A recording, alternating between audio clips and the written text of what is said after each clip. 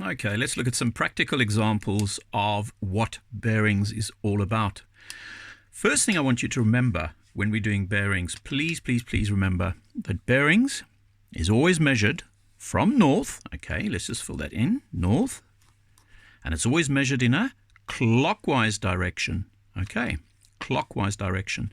And notice this, when I measured it with my protractor, put it accurately there, measured exactly 70 degrees. But when we're doing bearings, we always write bearings as a 3-figure number. Okay, so 3 numbers, 3 digits. 0 if it's less than 100, always precedes the other numbers. Okay. Right, let's start with our practical example. Let's put a point there and name it point A. And let's put another point, say, down there and name it point B. Okay? And the question may say, what is the bearing from A to B? To and from.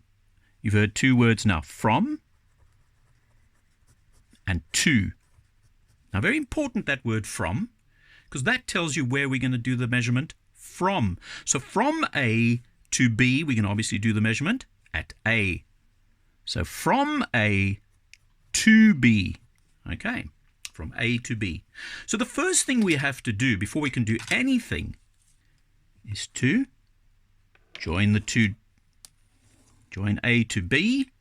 And because we're doing the measurement from A, the bearing, from A, as accurately as possible, draw in a north line. Okay, name it north line. Now, remember what we said? Bearings read from north in a clockwise direction. So we're going to be reading this angle. And clearly it's an obtuse angle. So let's put our trusty old protractor in the right place, in the middle there, and on the line, naught, and we're reading it this way. We're going beyond 90, and it's just over, well, let's call it 115, okay? 115 degrees. So that is the bearing of B from A. Okay, so we've taken the measurement or the reading from A to B. We've been moving in that direction to B. Okay, so what happens if they say to us, now hang on, what is the bearing from B to A? In other words, back to A, from B to A. So the first thing again, because it's a bearing, taking a back bearing it's called, we must draw in another north line from B, because we're measuring from B to A. And remember, what direction? Clockwise. So in a clockwise direction, we are going to measure that angle. Right, so how are we going to measure that if we've only got a protractor that can measure up to 180 degrees? Here's a little hint.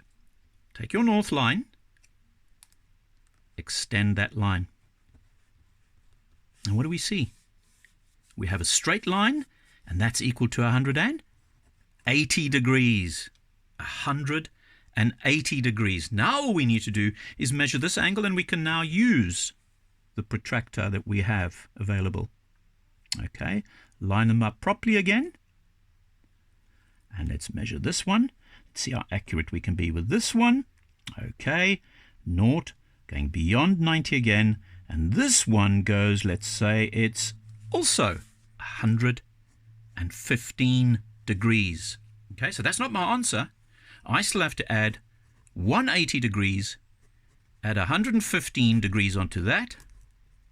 It's going to give me 295. Okay, so my bearing from B to A is 295 degrees. Now, if you struggle to do this, and you didn't quite know you had to draw that line, and that was 180, and you measured the shorter distance, the angle there, the acute, or no, that's also obtuse angle, added the two together, a lot to remember. Just remember that these angles, this angle here, and this angle, they are inner angles. Look here. Look at that shape. Okay. So we know that that's 180 degrees on a straight line. So 180 minus 115 is going to give me 65 degrees. Okay, so that is 65 degrees. That's also not my answer. Okay, that's not my answer. What I then would have done was said, 360 degrees minus 65 degrees. And lo and behold, I would have got 295 degrees. The same answer that I got when I did that measurement. All I had to do was say 65 subtracted from 360 degrees. Okay, so if you understand that, you're well on your way with bearings.